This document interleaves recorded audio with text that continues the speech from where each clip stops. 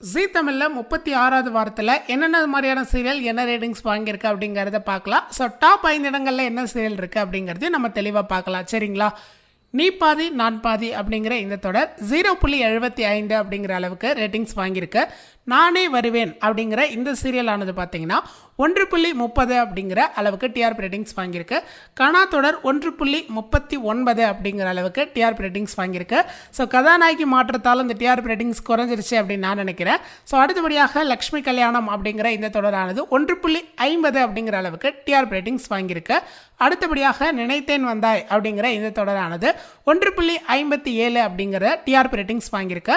இதயம் தொடர் அப்படிங்கிறது 1.65 அப்படிங்கிற டிஆர்பி ரேட்டிங்ஸ் வாங்கியிருக்கு. மாரி தொடர் 2.54. ஸோ அடுத்தபடியாக நம்ம பார்த்தோம் அப்படின்னா நெஞ்சத்தை கில்லாதே அப்படிங்கிற இந்த தொடரானது 3 அப்படிங்கிற டிஆர்பி ரேட்டிங்ஸ் வாங்கியிருக்கு.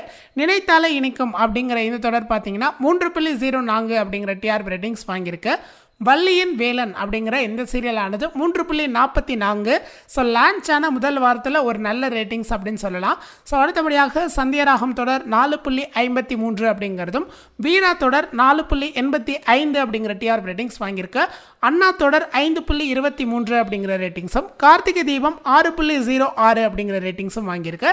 ஸோ இதில் டாப் 5 இடங்கள் பிடிச்ச சீரியல்ஸை பார்க்கலாம். முதல் இடத்துல கார்த்திகை தீபம் 6.06 அப்படின்னு சொல்லி முதல் இடத்துலையும், இரண்டாம் இடத்துல அண்ணா தொடர் 5.23 அப்படின்னு சொல்லி இரண்டாம் இடத்துலையும், வீரா தொடர் 4.85 அப்படின்னு சொல்லி மூன்றாம் இடத்துலையும், சந்தியராகம் 4.53 அப்படின்னு சொல்லி நான்காம் இடத்துலையும், ஸோ வள்ளியின் வேலன் அப்படிங்கிற இந்த சீரியல் 5ஆம் இடத்துல 3.44 அப்படிங்கிற ரேட்டிங்ஸ் வாங்கியிருக்கு லான்ச் ஆன முதல் வாரத்தில்.